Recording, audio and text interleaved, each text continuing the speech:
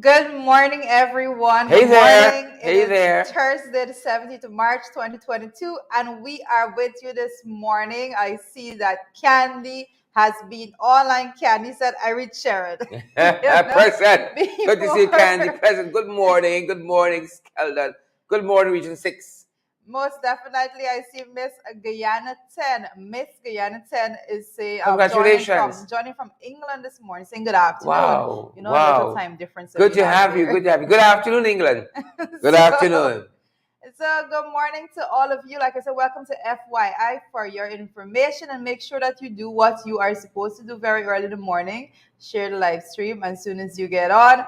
Tell a friend, invite a friend. Make sure that the credible information is properly shared around. Correct is right. Correct is right. So this morning, everyone is a bright up and about. You know, Sharon is here, a little Christmas short and so on. But Haters gonna hate. Haters gonna hate. We're good with it. Haters gonna hate. But we're gonna move on. We're gonna move on. Good to see you guys. Good to have Ravi you. Kemraj in the house Ravi's this here. morning. Showed up. Yeah, good to see you, Ravi. Gavin in Liverpool, good morning to you. Gavin, Patricia, Gravesandi, Goodman, good morning to you. Patricia. Yeah, Patricia. Hazel George. What are you doing this morning, Hazel? I see Marilyn King is also here with us this morning. Good to have you guys. Good to have you people. Vashni Magnot is here with Waterloo, us this Canada morning. in the house. Good to have you. Is it Tasha? Celeste joining us from a far distance. Tasha's joining far us place. from France this morning. So good morning to you, Tasha. Tyann Wallerson is here with us. Marcus Johnson, Marlon King. Lots of people. It's a good family. It's a good family gathering this morning. Yes. Gather around. Karen Black.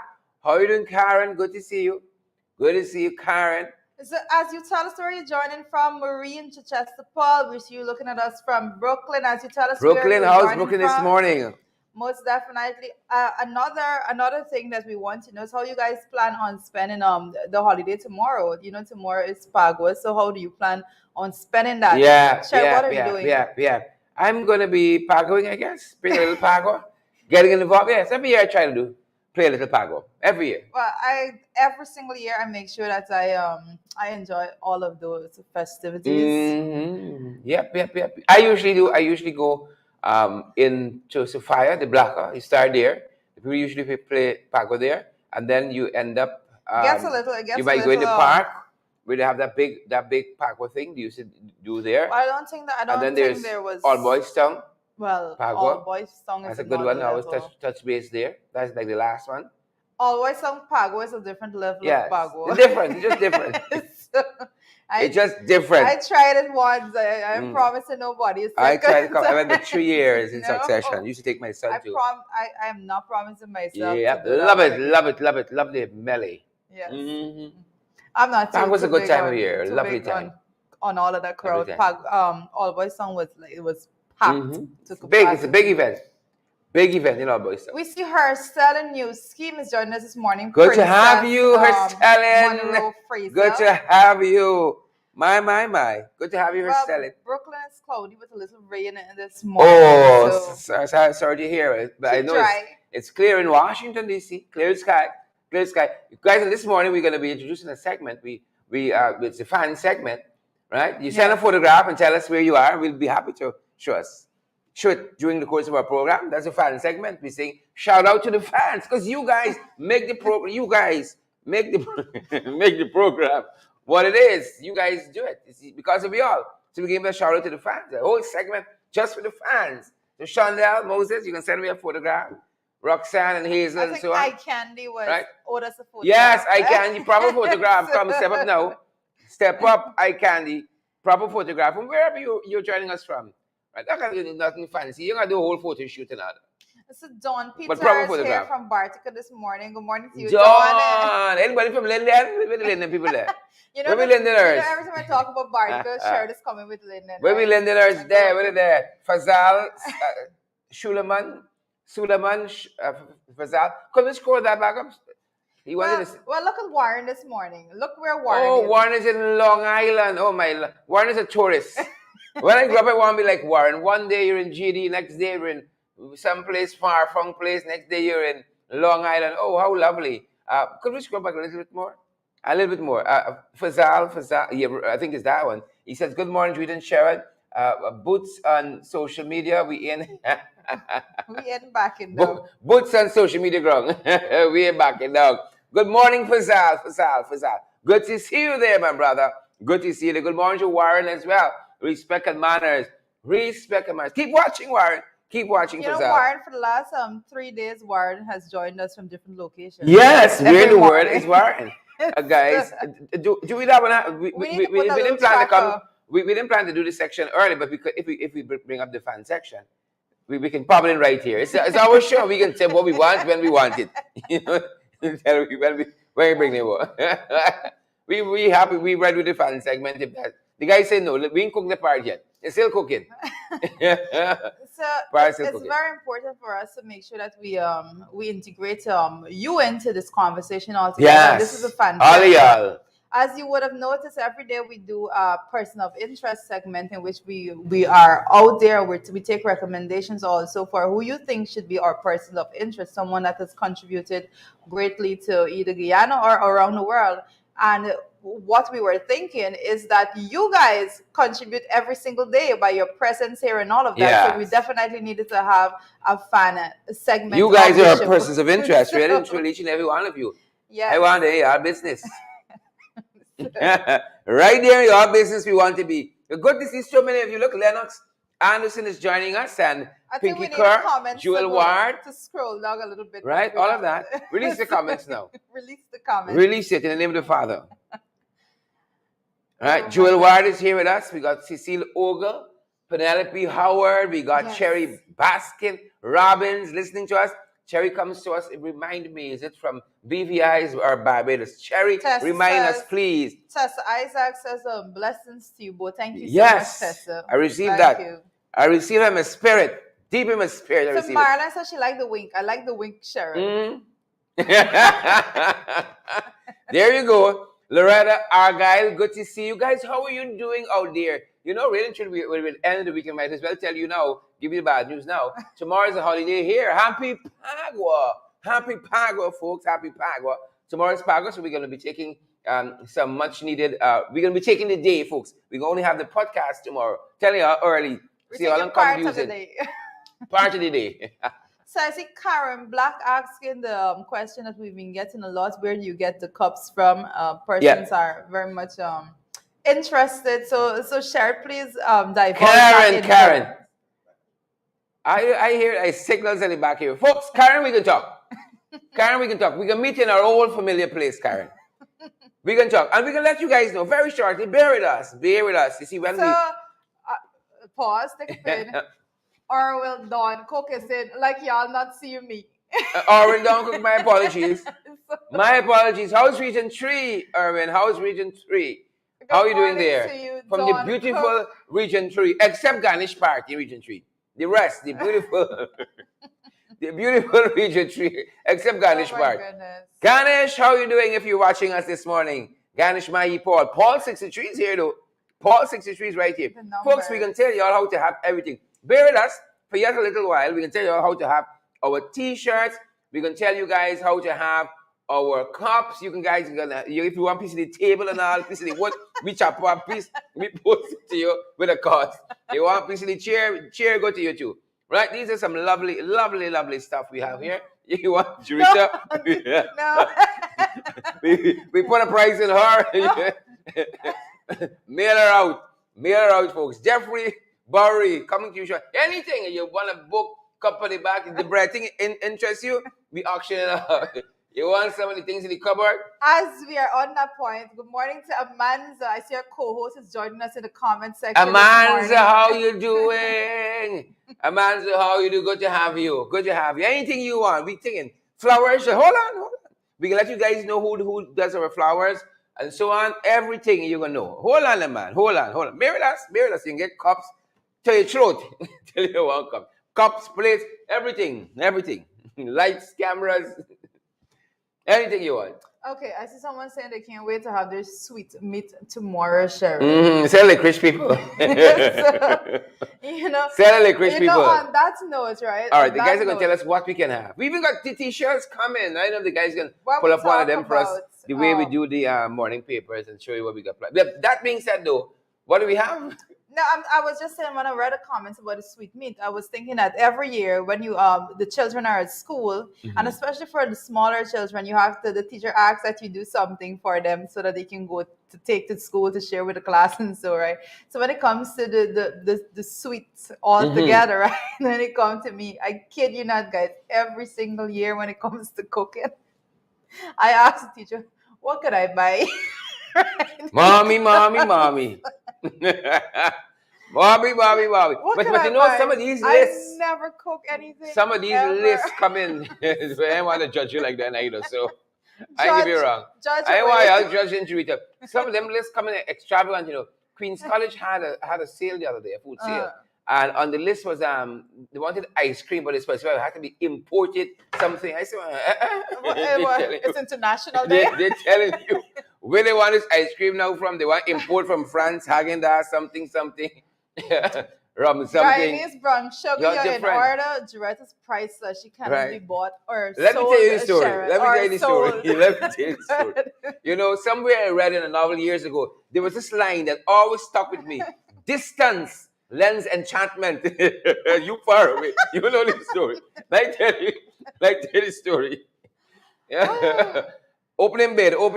Guys, do we what do we have? I kind of He's like gonna flying. get some calls after this program. Trust me. Yep. Opening bid.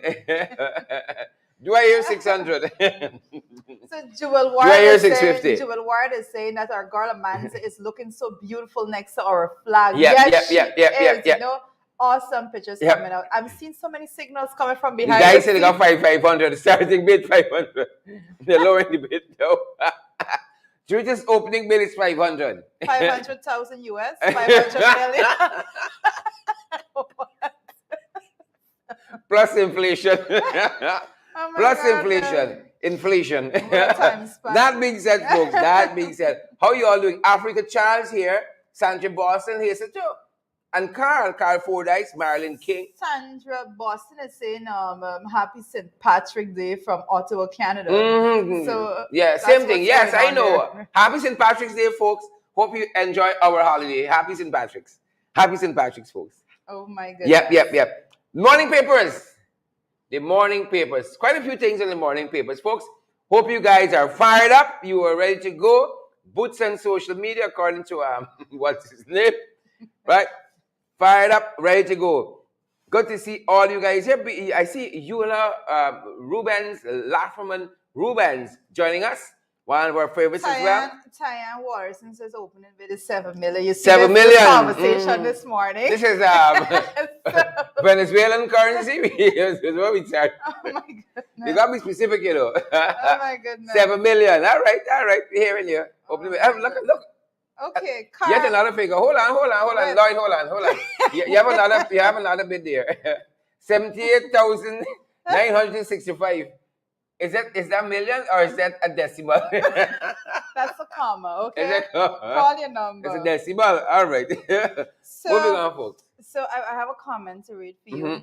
So here's one now. Selective. So my other half is messaging saying. The other half, folks. Listen now, it's moved from John. There's now the other half, right? Yesterday morning, I think we got boyfriend. Now it's the other half. The other, and this is the better half. Believe it or not, it's the better half. It says like I'm going crazy. Like Sharon going crazy. You got to send in the bid. Don't only talk. Put your money where your mouth there. Send in your bid. Oh my goodness. Send in your bid. Send in the bids. Other half. Send in the bids. Folks, the morning papers. And guys, please make sure you release the comments. Once more. The morning papers. Tiny's joining us from Toronto. Tiny. I hope it's not Tiny Whiny. I'm at 1 million pounds right now. Oh my God, you're gone up, boy. Candy, 1 million pounds. Gigi, you're gone clear, girl. You're gone clear. So, Candy. Take it where we can get it. 1 million pounds. We opening the new studio tomorrow, guys. We opening it 1 million pounds. Coming nice. Somebody got to take one for the team. Somebody got to take one for the team. Folks, moving on. Can we just move on to the morning papers now, guys? Actually, Carl was just clarifying his numbers. He said that was Kazillion. Candy, sorry. We have a new bidder. Sorry, Candy. Let us go moving on on, into the moving on, morning moving on, papers moving on, before guys. I Moving gotta on. answer my phone. Moving on. Moving on. So the first thing that we're looking at this morning is the IMF, the TT dollar. The IMF is saying the TT dollar is overvalued by 20.4%, and we're taking. That's why I was thinking with that Kazillion. That's why I was thinking with the Kazillion overvalued. You need to take this back. In order for us to move forward with this program. I take it back. I take it. Revaluation necessary. Moving on, guys. So it's overvalued at what? Moving on. We're taking this out to the Trinidad Express, guys, because when we were doing the morning papers, usually we were a lot in the local papers, but we wanted to expand a little with our reach and our search. Expand some of y'all. Most definitely, we need to let persons know, especially persons joining from around the world. So we're picking up this morning from the Trinidad Express that the IMF is saying that the TT dollar is overvalued by 20.4%. And this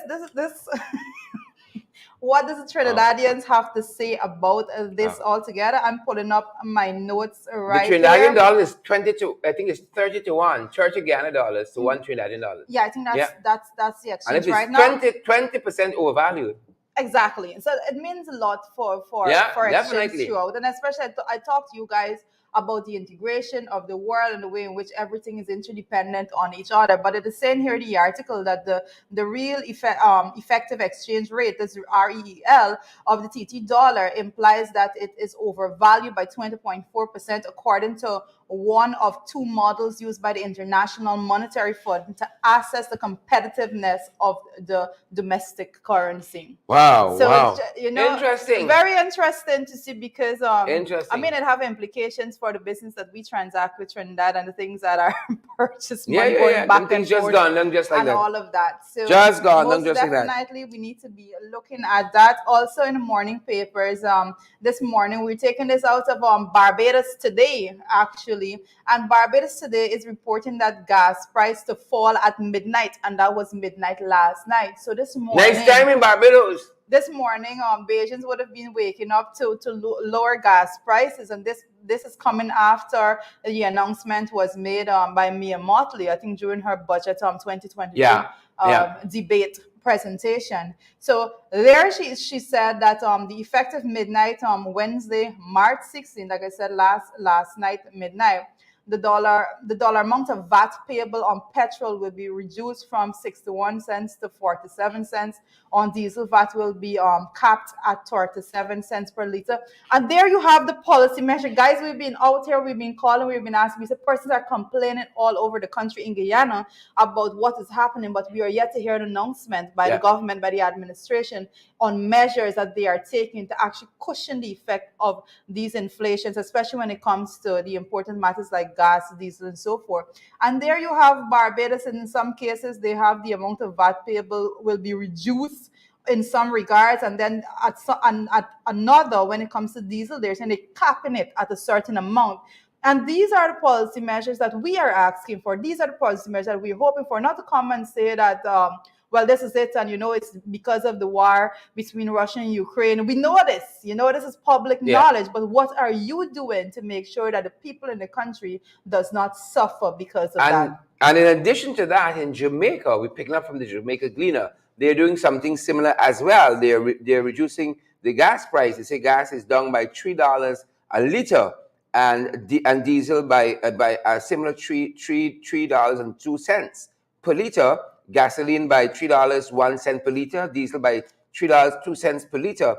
In addition to other measures, but the question is, why aren't we lowering the gas price for our people? Why aren't we making those kinds of interventions? Even kerosene oil that has gone up locally in Jamaica, they have reduced. So nice time in Trinidad, nice time in Barbados, nice time in Jamaica where gasoline is concerned. Prices going down in both Barbados and Jamaica.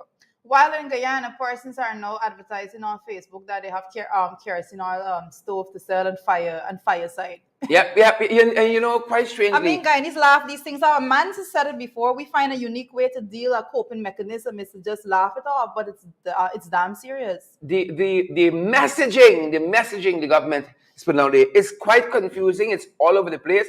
Because here you had Ali comes out the other day and says that they wouldn't be raising any price for electricity and water. Fair enough. But fair that enough, shouldn't even have to right? be an announcement. That should be a no-brainer. That's 2-3 days ago. Then they come back out yesterday and say, "Oh, they aren't raising it. They will be absorbing the costs." But you didn't know that before, so it seems to be an afterthought, right? But it seems to me just to be a communication gimmick, a PR gimmick, to let people know we're doing something. So we are absorbing the cost of the extra you would pay for water and the extra you would pay for electricity. We are absorbing that by cost. saying it will not be raised. Is saying that it will be observed by government, and by saying it will be observed by government, it's saying that it's going to be covered through taxpayers' dollars. Okay, this is not any complicated. But again, the messaging matters. Is all over the place. The messaging is a very piecemeal. There's no comprehensive rollout of exactly what they're going to be doing to help cushion what they themselves have acknowledged as a high cost of living. Yep. That has just kind of sneaked up on us thanks to the policies of the administration. Quote unquote. I'm trying to see. I guess Hans' drink getting expensive. I'm not sure what drink is that. Sam Hans. Everything getting expensive. Everything getting expensive. But clearly, the Barbadians got a plan there, reducing the gasoline price, kerosene price, and the Jamaicans also got a plan. And we seem to be just. So, like I said, guys, the Jamaica Gleaner and the Barbados today, they have good things to announce, and we are happy to announce that to all the folks that are joining us this morning from both Jamaica and Barbados. We're glad that the government there is doing something, and we anxiously await a response from the government of Guyana to make sure that those policies are used as an example, a guiding light for what should be done in Guyana. And those are just a couple of things making the morning papers as we skim through very quickly. There are some other things we're going to talk about on the morning trend we think you ought to know about that happening in some of the other some of the Caribbean countries too. And I think we are there now in the morning trend, guys. And first, some of the stuff happening internationally. Well, Ukraine is the talk of the tongue internationally. This war with Russia, Russia's war with the Ukraine. And that's happening. And the World Court yesterday had a very, very decisive judgment, as it were, quote unquote judgment, where it concerns that, because the International Court of Justice came out and said that and ordered Russia, use the court's word, ordered Russia to stop its military operation in the Ukraine. Well, as strange enough that the rightly so, it's been hyphenated in the report that is coming out, military operations on uplifted commas there. Right? And that's what the court called it. Because it was put, that is what it's being called by Putin. And he was saying that actually called a special military operation. They left out the word special there. But basically, this has been deemed a war. Yeah. This has been deemed a war throughout the world, and everyone is looking at it as nothing else short of a war. All actions taken thus far is that of a war. If it looks like a duck, quacks like a duck, then it's a duck. Quack quack. And here's what the court said yesterday on this very issue, folks. In the present case, having considered the terms of the provisional measures requested by Ukraine and the circumstances of the case, the court finds that the measures to be indicated need not be identical to those requested. The court considers that, with regard to the situation described above, the Russian Federation must, pending the final decision in the case, suspend the military operations that have commenced on 24 February 2022 in the territory of Ukraine. Yep, welcome back. That's the World Court on ordering Russia there to halt its special military operation in the Ukraine. Welcome back, folks, and welcome to those of you who are now joining our broadcast. As you come on, guys, we encourage you to share our broadcast and smash that emoji button too. We want to see how you guys are feeling out there. We want to see what's the temperature out there on social media. But share the broadcast for us so other people can receive this information as well, guys. Do that on our behalf. Please and thank you. That being said, at least we can move forward. Yep. The guys saying share. But on that note, on the note of what's happening with Russia and Ukraine, we're also picking up that Russia has moved to seize hundreds of planes from foreign investors. And we did say yesterday, I think, Jurita, you spoke about this, that Russia was instituting sanctions of its own. And this is part of that. I mean, I say what Russia is not.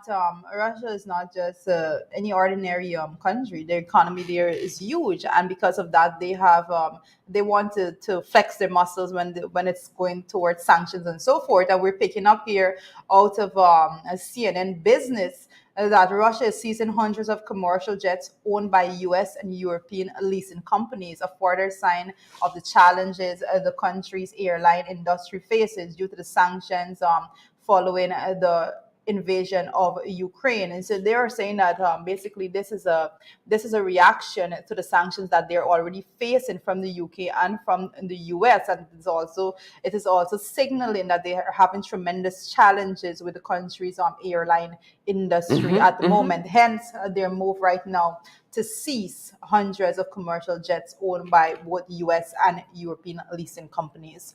Interesting. So, it gets more complicated as the days go on, but I dare say that Zelensky seems to be holding his ground up until today. Very surprising. I think a lot of persons are actually shocked by the stance that he took as a president of doing what he got to do of Ukraine, doing what he got to do, doing it. Yeah, but as we move forward on the what's happening on the international front, Sharon, I see today we're picking up that the Trinidad PM closer to home. Surprise cabinet reshuffle. You got to shuffle it. The people ain't walking. Things ain't going right. You got to shuffle. It is the people on the ground that matters. It's not party hats and so forth, right? It is the people on the ground. And if the people on the ground not feeling the effect of the government, then you got to shuffle. And I think we need a shuffle locally too. But big things again happening in Trinidad, folks. Big things happening in Trinidad. Quite a few persons have been moved around. The AG gone. The AG gone. Al-Rawi is his name, and he has left, and he has been replaced. And according to the reports that we have, there have been several reshuffles here, several reshuffles in this cabinet. The Prime Minister, Dr. Keith Rowley, we learned overnight, has reshuffled his cabinet, making several significant changing. Yesterday, guys, Guardian Media in Trinidad confirmed that Faris Al-Rawi, who was the Attorney General, has been removed and has been reassigned to the Ministry of Local Government. Is what he does. And this post is now being held by President of the Law Association, Reginald Amour, and you may remember that name. He represented the PPP in one of the one of the election-related cases. Reginald Amour and the local government minister, Kazim Hussein, he has been moved, for instance, to the Ministry of Agriculture, and there have been several such movements of cabinet ministers from one post to the next. And there's been one resignation as well from the PNM administration there in Trinidad. Quite a surprise move for Trinidadians, but I guess what is needed is work. You got to work. That is what is needed. Well, I think that based on the report that is coming out there, I think that one of the things that we can take note is that the shuffle may very well be following the resignation of the agricultural cabinet minister Clarence, and that was the reason stated for the resignation was because of family reasons. So you had this resignation from the agri minister. So you had the local government minister put as the agri minister, and the AG being put as the local government minister. Quite a I don't buy it. Change. I do not buy that. Right? That's the only reason. Right? Something is happening. But there. Here, folks, you would agree we could need a shuffle. I can see Daramlal moving out the government altogether. Right? What is the purpose of Joe Hamilton, for instance? What does he do? Nobody seems to know what Joe Hamilton does. And there are quite a number of other folks. I mean, heckler. You got Frank Anthony. Frank Anthony, I don't know what Frank has really done as Minister of Health, and then you got the Finance Minister. I don't know, the Accountant Extraordinaire, Dr. Ashley Singh. Well, how the economy looking for us? It ain't looking so nice at all, because all of our current issues got an economic basis to it. So we look into nice and that. So I can say cabinet reshuffle. You could shuffle out Ali Nal, right? Because I know what he doing either. Actually, you can't. Right? Shuffle out Ali. Shuffle out Ali. Based on our constitution. Right? Ali could shuffle out, go down go back, something. And put Ali as local government minister, and you bring somebody, another strong leader. Right? You could shuffle out Jaglio too. that could happen. Shuffle out Jaglio. Our constitution is set up in such a way the executive president goes to the election as the presidential candidate. Hence, you shuffle him out. He could resign, and then you bring him back now as a minister because he's on the list. You bring him back as a minister, put him there in local government, move Darmlal out, right out.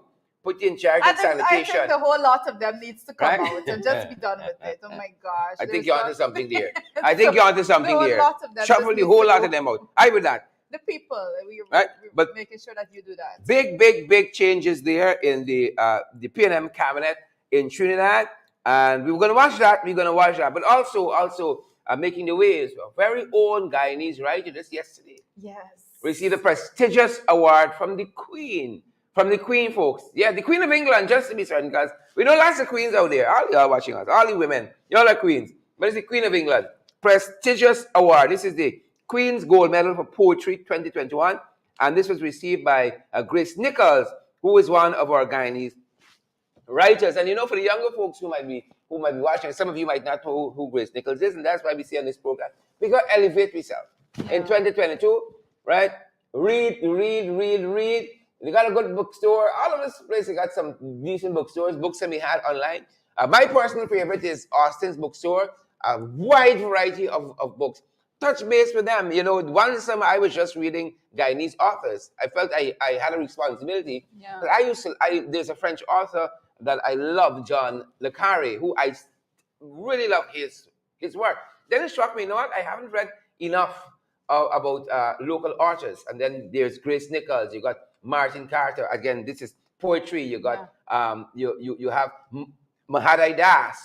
Then you got writers, Pauline Melville. You got John Agard. You got a whole host of Guyanese writers that we should be familiar with and writing their work. Some try to be writers. You got some. All right. Don't. Moving on, folks. Moving on. But you got a whole host of fantastic Guyanese writers. John, not John Agar, the other John, John Deagar. John Deagar, Longest Memory, fantastic novel, one of the best novels you're going to read in your life. You got Pauline Melville's The Ventriloquist Tale, fantastic novel. Guyanese, fantastic writing. And here is one of our Guyanese writers here at the top of her game. Poetry. Right? She didn't sit down saying how things bad like some of you. Right? She's in the UK since she's 27 writing. She's a big woman now, but still out there. Right? And her writing is such. She did say things was bad. She left. Right? When you win the Queen's Gold Medal for Poetry, your work gotta be good. Yes. Right? Your work gotta be good. I would just love to see some of the writers and so that are local that are here, continue to do their work, and hopefully one day that they'll be recognized. A lot of times, keep at it. Even when it comes to sports and so forth, a lot of the persons that are actually recognized and such are persons that actually left our shores to go and familiarize themselves with different cultures and different experiences out of Guyana. So and there you have it. And she's no longer here. However, congratulations to her, and we encourage all the other folks that are here in Guyana to continue aspiring for greatness as well. Yeah, you know who's another fantastic writer? Ian McDonald writes a Sabbath News column every Sunday. Trinidadian by birth, but lived and worked here for probably his whole adult life. Fantastic writer of poetry. You got some other great young writers coming up. And guys, keep at it.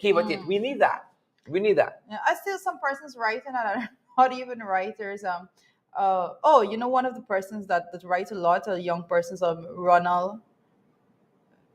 Which Ronald? Oh, there's several. Ronald Austin Jr. Oh, that's Ronald. Yes, Ronald correct. writes a lot of correct. Keep at it. Pops up all over. Keep at it. We're the better for it. We are the better for it. And that's our encouragement to you guys. Don't only get bogged down in the politics and the social issue, but sometimes just to escape with a good book, with a good, fantastic book. We got a long weekend coming up. get in touch with a book. So as we move off of the international scene, we're coming back to what is happening right here in Guyana right now. You've been discussing an issue with the three fishermen for quite Oh some time, yes, but yes, now, yes. believe it or not, a Rosignol fisherman is missing after his boat capsized. You know, Fishing industry. what is going on here right Yeah, now? yeah. I had a discussion with a more mature person, and they were telling me that you're too young to know this, but prior, as up during those years when I was a child running around, that these fishermen suffered real hardship in this country altogether, and there were so many issues that I would not recall. But I'm very, very surprised that we have this issue still What I ongoing, know and another definitively, one. what I know definitively, we used to have a lot of piracy, and Yes. that started to come down under the last administration. But I don't know what's happening now. A The lot of stuff that all in the that industry. I think that was almost drawn to a halt, if I dare say, on the stewardship of Kemraj Ramjatan. A lot of work was put into that in particular, and these are things that we need to that needs to be done. We have to protect the fishermen out there. So there you have it. A Rosignol fisherman is missing after the boat capsized.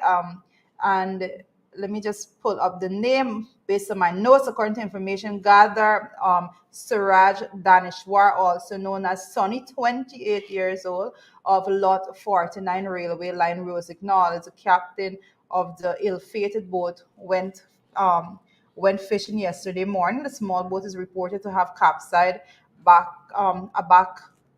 Bushlot village that's on the west coast of Barbados.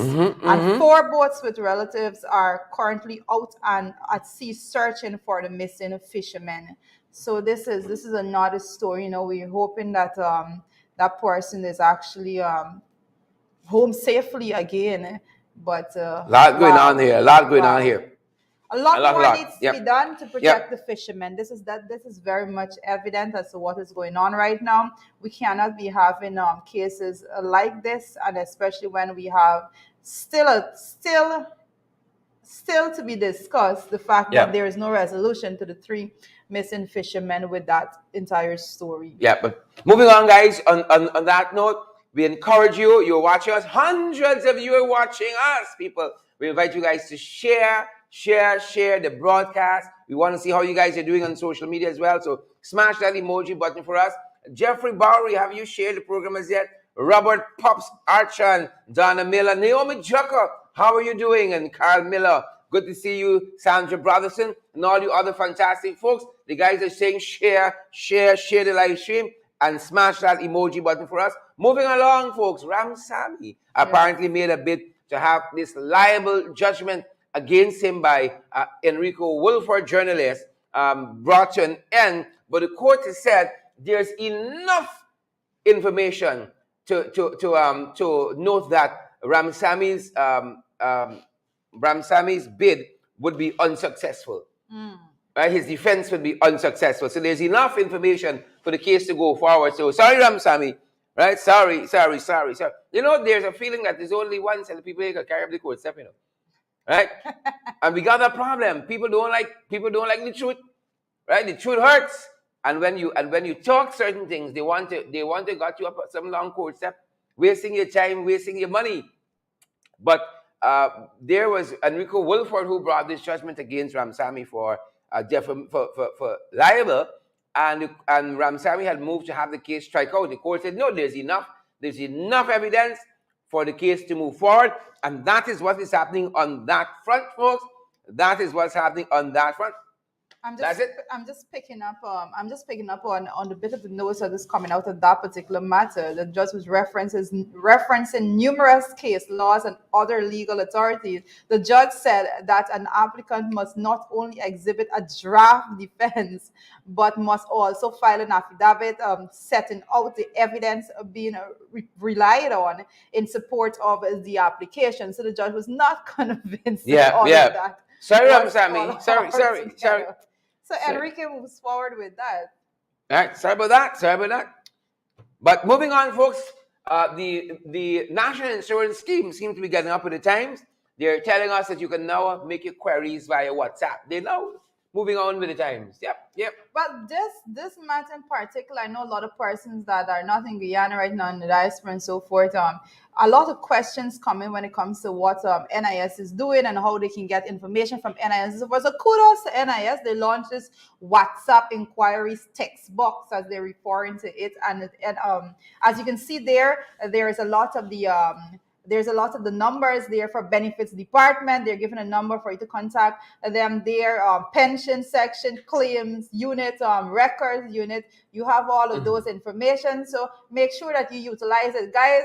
When these things are done, we're sharing this bit of information with you because this is up for you to take hold of the opportunities and not have to go in a long line to actually get one little question answered. So utilize it and give us a feedback. Let us know if it's actually working, because a lot of times things are launched and then it doesn't work. What I just love is when you call somewhere, somebody picks up the phone. Yes. I love that. It's nice to have the WhatsApp and all that, right? But it's then not going to respond to you. Yeah. Right? Good So initiative. we have to check I just and love see to if it's gonna work. call a ministry and have somebody pick up the phone.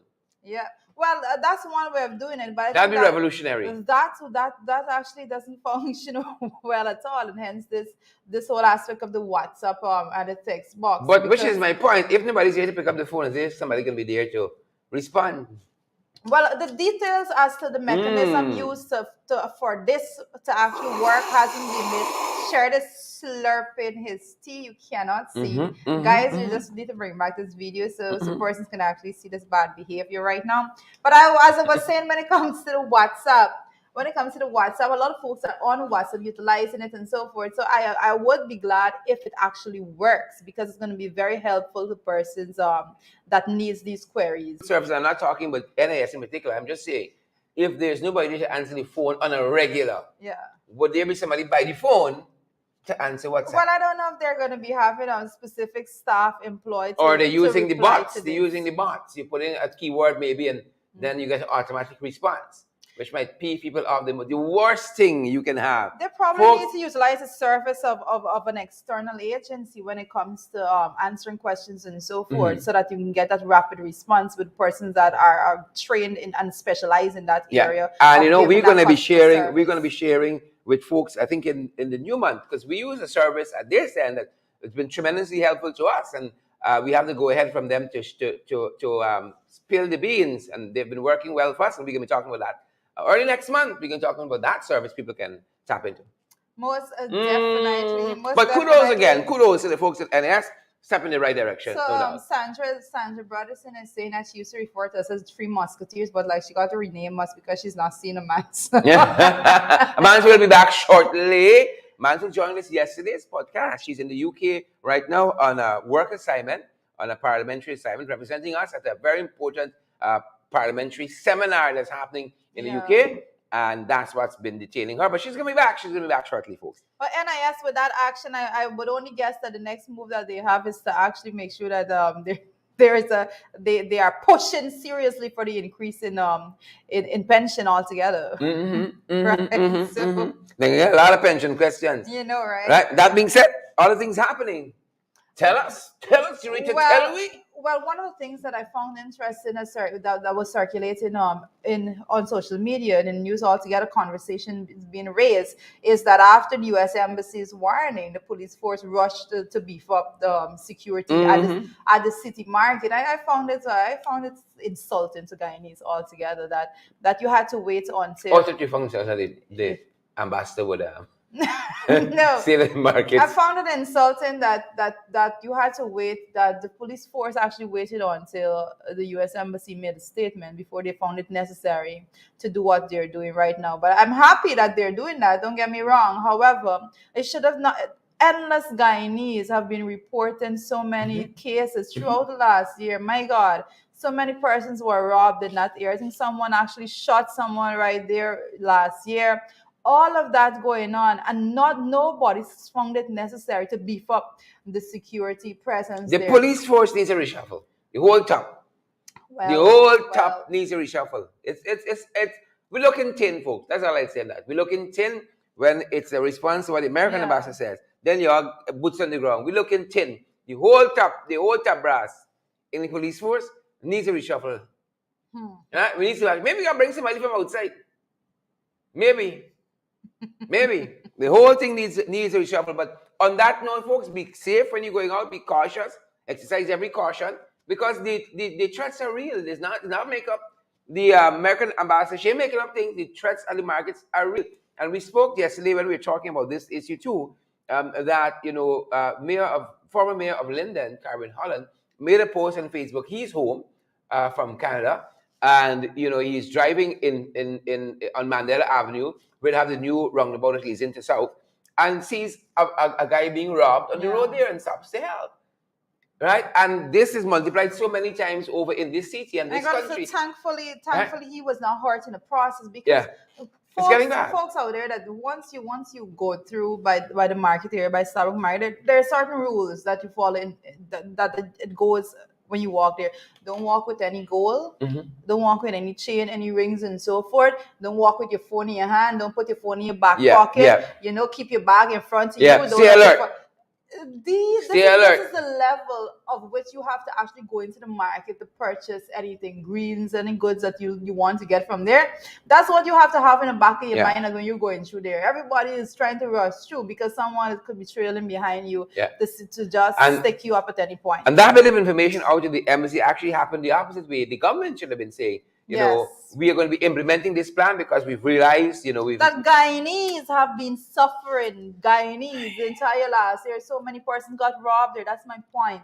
And why is it that you had to wait until the American embassy is saying it before action is being taken? It's ridiculous. But again, I say that I am in support of more police presence there. So I'm glad that they're there. I'm just not happy because of the reactive method that was used for them to be there. So, and that being said, we're picking up on some comments from a local economist who is saying that, we've been talking about the economy and so on.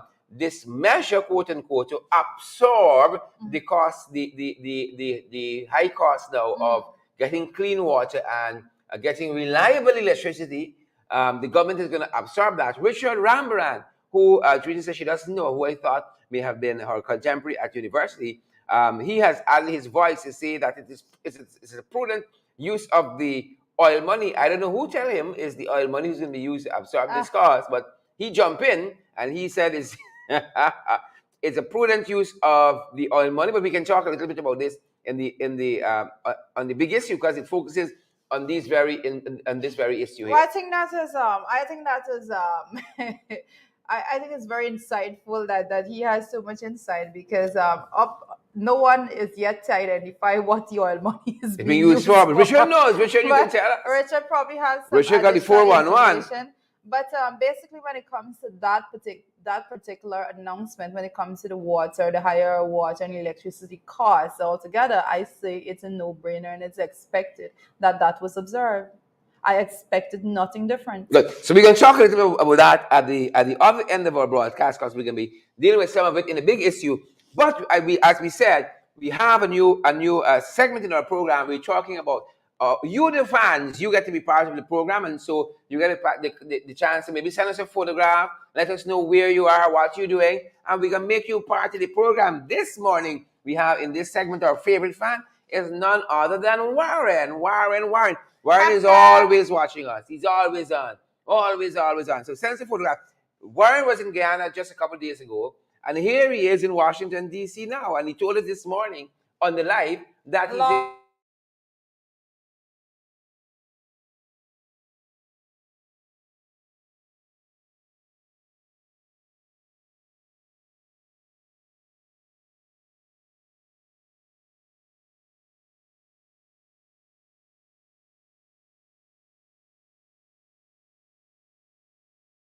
and voice without action is nothing. It is nothing. Voice without action is nothing. Thank you, guys. Thank you. All right. I'm looking at that favorite fan, that little poster there. Kudos, Warren. You have been here. You are joining, no matter what country you're in, what part of the world you're in. You're making sure that you are on in the program at 8 a.m. every morning. So well deserved. And let me just put it out there that we have a lot more to come. So guys, don't get in your feelings. We have all the programs. So we're just telling you all. we have one number we use across our platforms here. It's 627-6963. If you think you are a favorite fan, you've been here, you're there, and so on, you're qualified, just send us a photograph. Let us know where you are and perhaps what you're doing. We can be happy to feature it here as well. So our favorite fan today, our favorite fan is Warren Figuera. Could we have the photograph once more? Now's the time you can bring it back up without all of the extra stuff. There is Warren again in Washington, D.C., cold as hell, but still posing for a photograph. Just the kind of stick-to-itiveness we've come to expect from our fans. And again, our favorite fan today is Warren Figuera. And we want to wish Warren all the best. Whatever he's doing there in Washington, D.C., whatever he's doing there in Long Island this morning, we want to wish Warren the best for today and this week. Warren Figuera is our favorite fan, folks. And again, the number you want to send your photograph is 627-6963. And we call it every day, so you know it by now. 627-6963. If you think you have what it takes to be our favorite fan, guys, if you've been here, and we know it because we know the names, we see you. Send it to us. Most definitely, guys, continue to do that. But as we move on, our person of interest, one of my favorite segments of the show thus far, our person of interest today is none other than Ronald J. Daniels. Ronald Daniels. There you have it, guys. Fantastic Attorney at law, Ronald Daniels. You are our person of interest this morning. What an interesting person altogether. I have been following his decent fella. Writing, his work, his representation, and he does it with such finesse. I usually coax him sometimes, what to wear and write and so on. 1 or 2 times. Just kidding, folks. Just kidding. Looking sharp. Ronald Daniels looking sharp, my brother. And Ronald is an attorney at law with Hughes, Fields, and Stobies.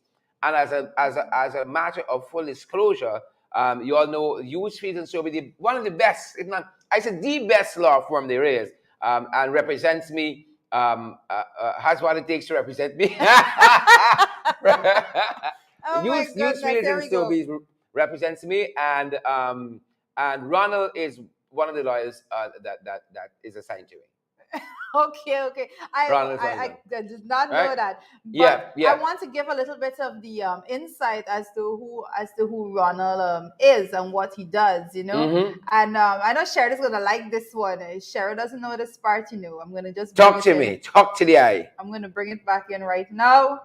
So Daniels was born at Wisma Hospital, Linden. So Sharon, kudos to. It's easy. Good people come from Linden, Hold on. Good people, good stuff. But he was born at Wisma Hospital. I was born at Mackenzie Hospital, Linden. So just the river, but still Linden. He later moved to Grove, then Caneville on the east bank of Demerara, where he spent most of his life. You're following the pattern. So he attended Grove Primary School. His teenage years were spent at Central High School.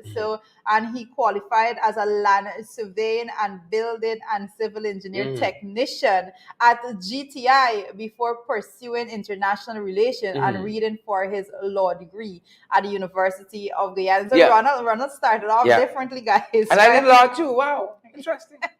Very interesting, right? Yeah. And it says here as a prerequisite practice law in the Caribbean region. Daniel later moved to Trinidad, where he attended the Woodings Law School, and from where he obtained his legal education certificate, the LEC. And then it said in November of 2014, he was admitted to the bar in the Twin Island Republic. December of the same year, he was admitted to the Guyana bar after his mentor, prominent lawyer Nigel Hughes, presented his petition before Chief Justice Roxanne George. Good Ronald is good stock. One of the things that I admire most about his perspective is that he has this unique ability not to be skewed in his analysis to any particular side. He's very analytical in his writing. I've been reading everything that he says, and he has this unique touch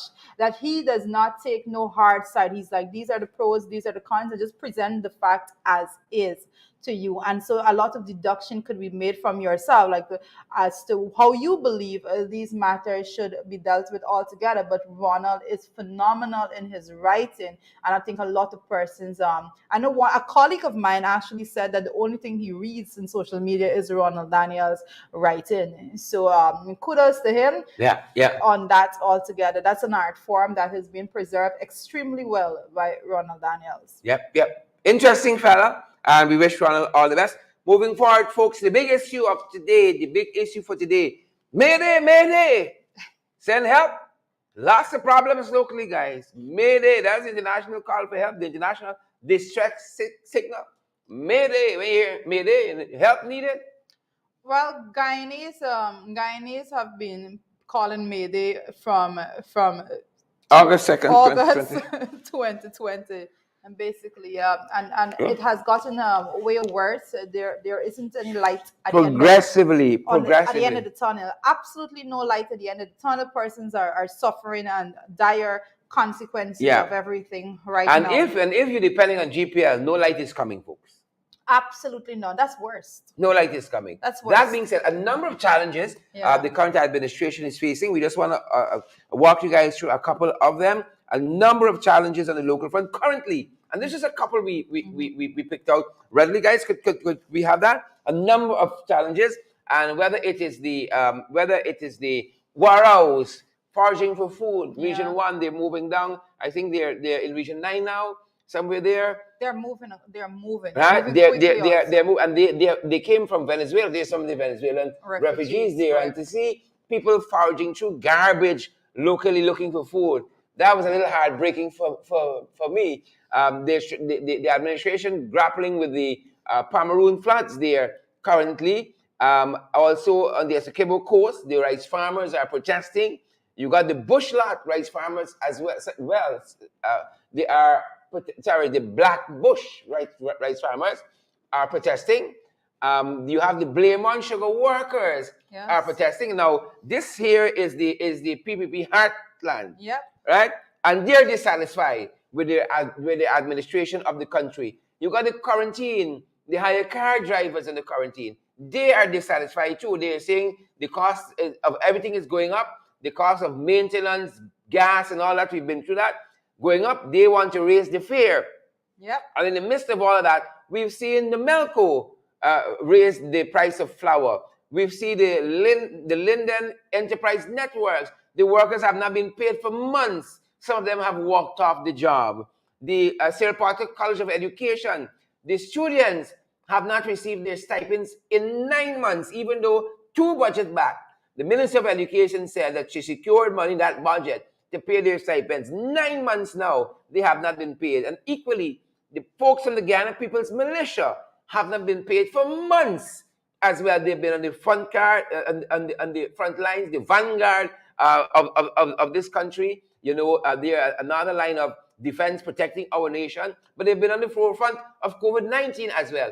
And in months, they have not been paid. And this is just some of the issues. And in addition to those persons, when you talk about payment, we were still looking at the issue with the fact that the mayors, deputy mayors, chairmen, vice chairmen did not receive the 7%, and no action being taken so far to correct that wrong. We are also seeing that the pensioners will not be paid January, February. They will not be seeing that increase for those months. All that is going on. There is absolutely nothing being put in place to even correct those wrongs that were done to persons. How dare you tell the pensioners still that yes, we're seeing all of these things going up and all of that, but we're not going to put any system in place to correct the fact that you will not be getting the 12 months increase, but it's only going to be for 10 months.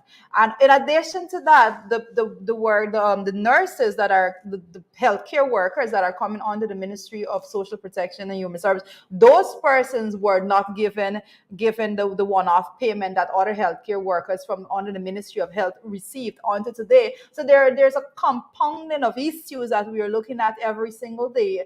Persons are not receiving any monetary benefit even for what they are working for, and they so deserve, even for things that were passed in the budget for them.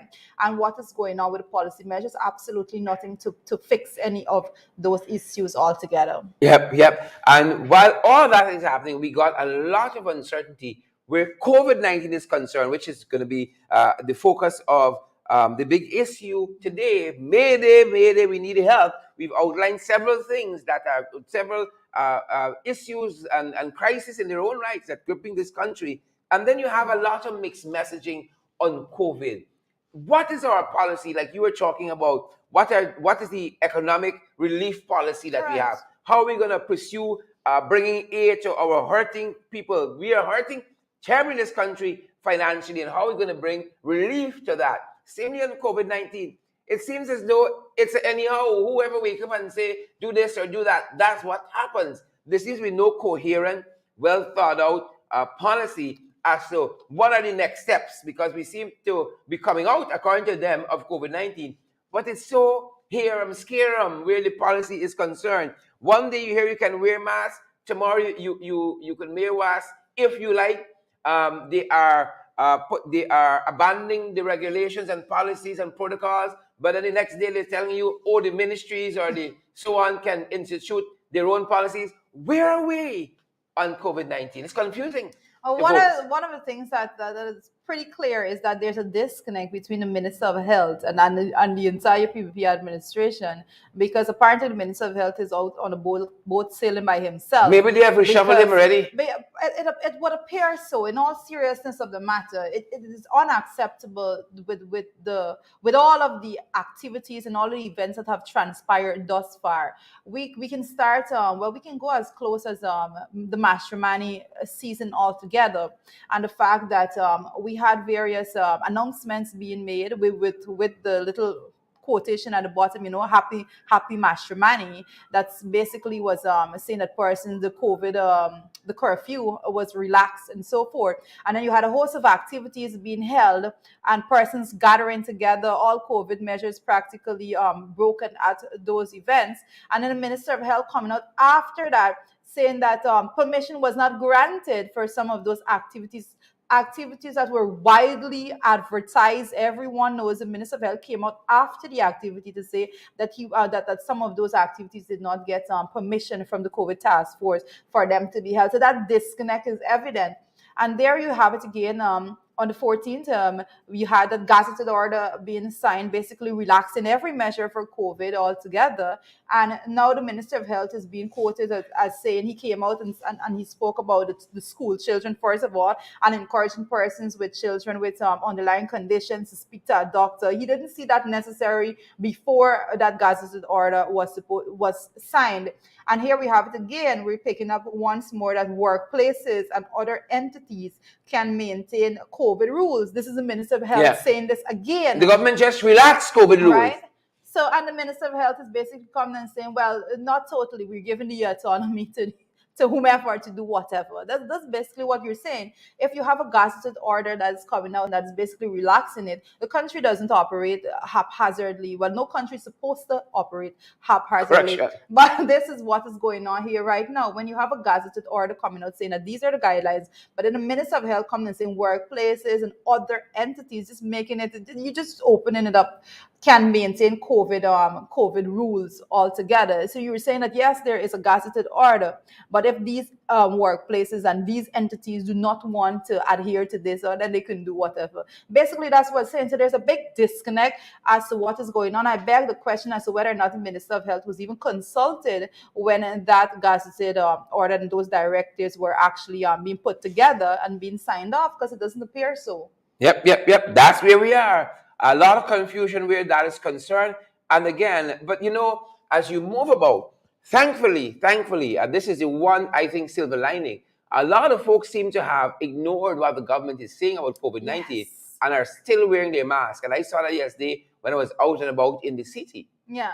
Well, most definitely, I did take note of the fact that persons are not just throwing their lives down the drain like that, to do it. Yeah. Right? So persons are still out and about wearing masks and protecting themselves, because people would have realized that everything is being said and so haphazardly that it doesn't make sense at all. So persons are taking their own health and their well-being into their own hands, rightly so, and they have been exercising the precautions even against even against the COVID, the new gazetted COVID guidelines that have been put out on the 14th of March. Yep, I think that somebody wakes up and see what's happening in some other countries and say, you know what, let's do that here. Yeah. But there is no real correlation to why that must be done on the ground. There's not lots of scientific thinking that is behind some of these policies that they're kind of trying to implement. Yeah. But more than all of that, there's definitely a disconnect between what the government wants through Irfan Ali and Barry Jagdeo and what the Minister of Health, Frank Anthony, seems to be aiming at here, and it's quite confusing to citizens, quite confusing. And so our own advice here is to err on the side of caution. Yeah. And we've said it here. I personally will be wearing my mask until I feel satisfied that it's personally safe for me, and sanitizing and social distancing and all that still. I don't know.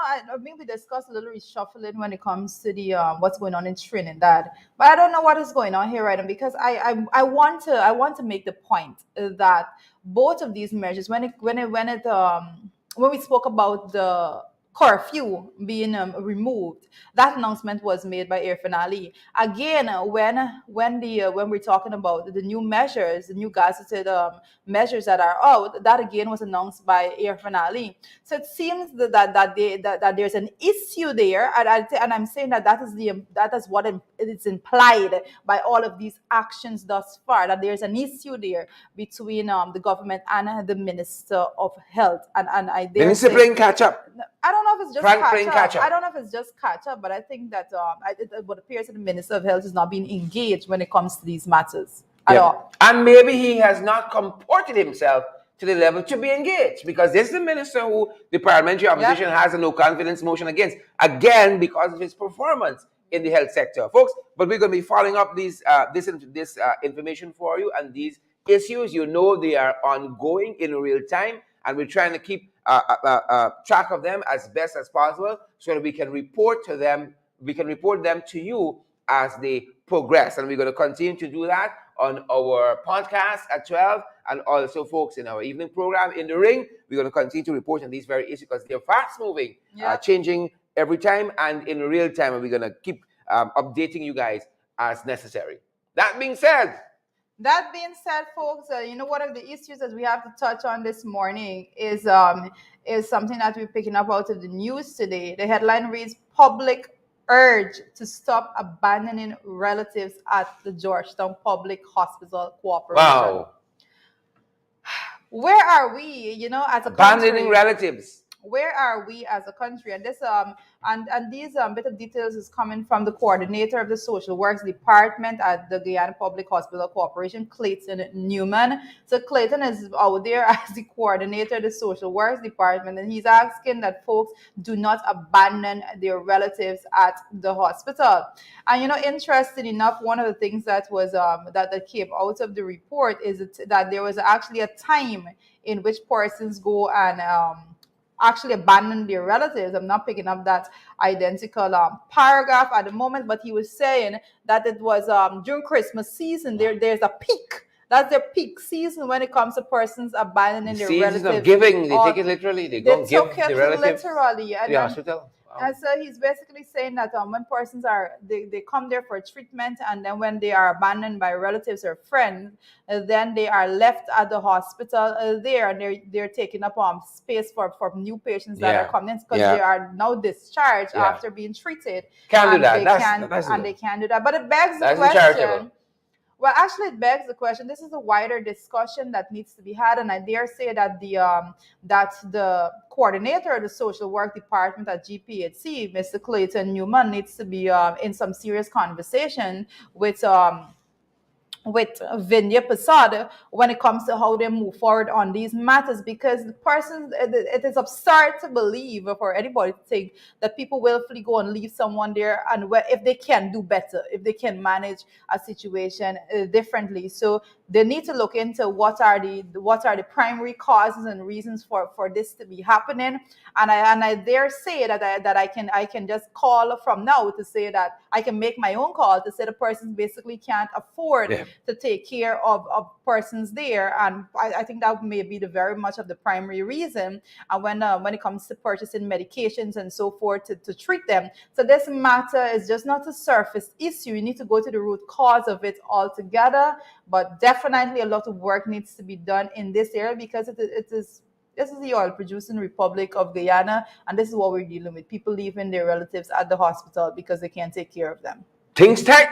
Yeah. Things tight. Folks, that being said, that's our time today. That's our time. We're off tomorrow morning, but we're back tomorrow midday with our podcast just as today. And then this evening we have our program in the ring. But tomorrow is Pagwa. We want to say happy Pagwa to each and every one of you. That's our program.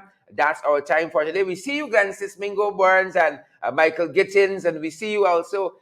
Is it Candace? Narayan, good to see you, Candace. And folks, you know, there's a little marl there. Parents and so on, if they say around Christmas time, they're taking for a checkup at Georgian Hospital. Take note.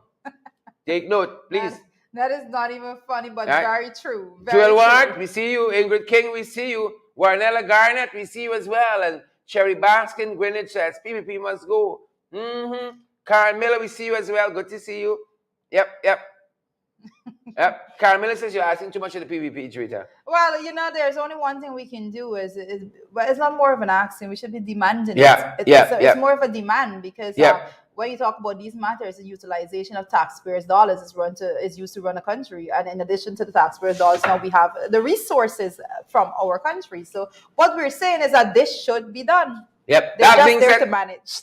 Folks, share the program before you go. Share the broadcast. Smash that emoji button as well.